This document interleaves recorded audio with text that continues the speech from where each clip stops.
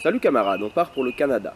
Je vous présentais le road trip que j'avais pu faire au Québec et que je vous conseille vivement si jamais vous voyagez, vous comptez voyager au Canada.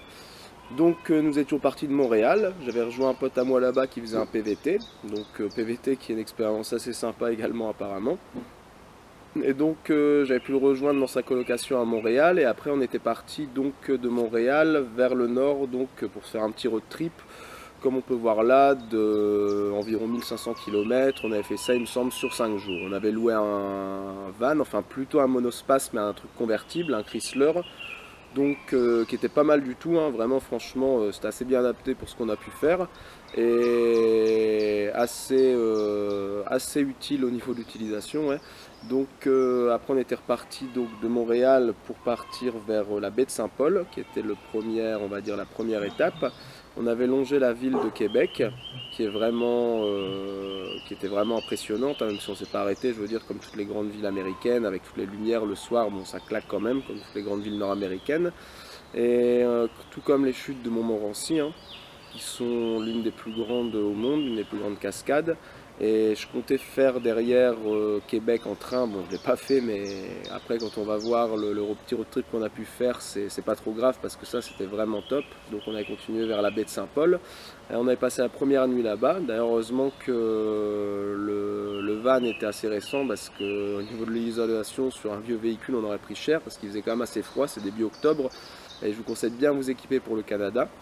Et donc le lendemain, grâce au froid on va dire, je m'étais réveillé bien de bonne heure, j'ai pas mal promené on va dire au niveau de la baie de Saint-Paul et c'est vraiment très beau. Donc on avait un peu zoné là-bas pour après repartir et continuer à la prochaine étape qui était Tadoussac. Donc on continuait vers le nord le long du fleuve Saint-Laurent. Et après, on a dû prendre un ferry pour rejoindre l'autre rive et Tadoussac. D'ailleurs, plus on montait, on va dire, vers le nord, plus on quittait les grandes villes comme Montréal, Trois-Rivières et Québec. Et plus les paysages étaient magnifiques, on va dire. Plus on rentrait dans le Québec sauvage et c'était vraiment du rêve, quoi. Donc après, on a pris le ferry, on a traversé. À Tadoussac, on avait pris un kayak. C'est la première fois que je fais du kayak, mais vraiment top. J'ai bien aimé, je veux dire, une bonne petite expérience. En plus, on a pu voir des baleines, enfin des belugas blancs, des orcales, on peut même voir des baleines. Et c'est vrai que c'était vraiment top avec tout le paysage autour qui est, je veux dire, super beau. En plus, il y a un parc, on va dire, au niveau de Tadoussac, qu'on a pu un peu zinguer également. Pour après, on va dire, longer le fjord du Saguenay, qui est vraiment top. En plus, enfin, c'est vraiment magnifique. Le soir, on était un peu en galère parce qu'en plus on n'avait plus internet. Mon pote il a fait tomber le téléphone quand on faisait du kayak, donc on a fait un peu la cartographie à l'arrache. Mais on continuait, c'est vrai qu'il n'y avait plus pas de ville, pas de village, pas un chien, en plus il pleuvait. Donc à un moment on a vu un village, on s'est dit on s'arrêtait là-bas, on a pu prendre un camping et le lendemain c'est la surprise. Enfin vraiment super beau.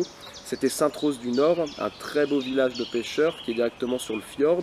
En plus il y a des genres de chemins de randonnée, on peut aller un peu en hauteur, on a une vue sur le fjord mais qui est magnifique. Et je veux dire, enfin ça c'était vraiment à couper le souffle, hein. Super beau.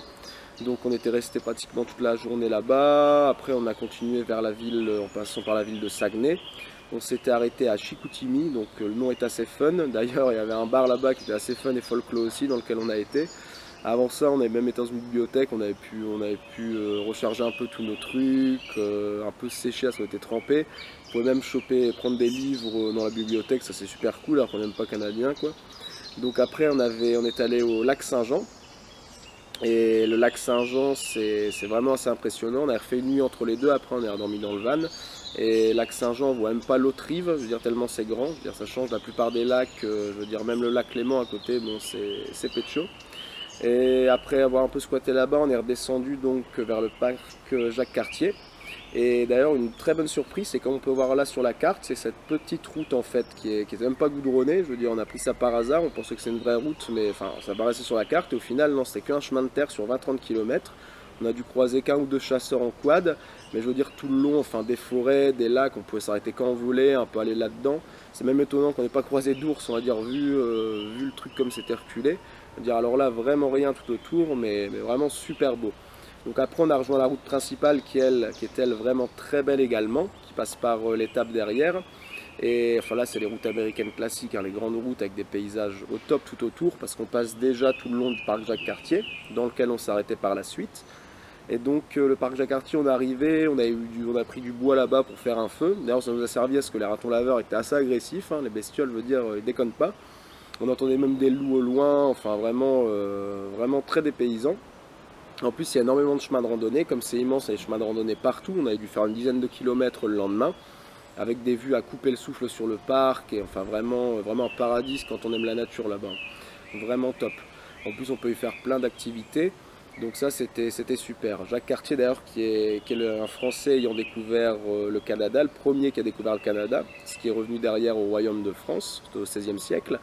Et comme l'expédition était partie de Saint-Malo organisée par le Royaume de France, mais apparemment ce serait les Vikings qui seraient les premiers d'ailleurs à avoir découvert le continent européen, américain en tant qu'européen pardon. Donc ils auraient débarqué là-bas au 7e siècle avec Leif Erikson. En partant de l'Islande, ils s'étaient installés au Groenland. Après, ils avaient fait plusieurs raids et plusieurs campagnes, on va dire, vers le Canada à l'époque. On a retrouvé pas mal de vestiges là-bas. Bon, ça reste à confirmer, ils font toujours des recherches là-dessus. Enfin, même si c'est plus ou moins authentifié. Donc après ça, on est reparti vers la ville de Montréal. Montréal qui est vraiment une ville au top, hein. Il y a plein de choses à faire, ça bouge beaucoup, très chill, une très bonne ambiance. Par exemple, il y a le village où il y a toujours des trucs à faire, il y a toujours des trucs à voir, beaucoup d'ambiance, c'est vraiment très fun. Par exemple, des petits stands, des concerts, bon, des gens un peu, voilà, un peu chelou par-ci par-là. Enfin, moi je trouve l'atmosphère vraiment cool. Après, il y a aussi la vieille ville de Montréal qui garde un peu le côté historique qui est très belle. On a le long du port, c'est super joli aussi, avec la petite presqu'île. Il y a la biosphère, il y a pas mal de festivals, de concerts. Après, il y a bien sûr aussi le Mont-Royal, le plateau, avec le quartier de Sherbrooke, qui sont vraiment des endroits très cool, très beaux. Je veux dire, il y a aussi de très belles maisons, enfin, vraiment une très bonne atmosphère pour y manger, pourquoi pas la banquise, une petite poutine, où il y avait le Pit Caribou, qui était un bar que j'ai bien aimé. Enfin, vraiment des quartiers très sympas. Pas loin, il y a aussi la Little Italy, qui est pas mal, avec le marché Jean Talon. Et je veux dire, en général, beaucoup de choses à voir, à faire à Montréal. Quelques musées sont des fois gratuits, il me semble que c'est le mercredi. Mais en gros, on ne s'ennuie pas, quoi. Je veux dire, j'aurais pu rester encore quelques jours, même au Canada en général. Et donc voilà, hein, pour ce petit road trip, la ville de Montréal. En tout cas, j'espère que vous avez aimé, que ça va vous aider ou ça vous a aidé si vous avez vous projetez de partir au Canada. Et en tout cas, merci d'avoir visionné. Allez, ciao!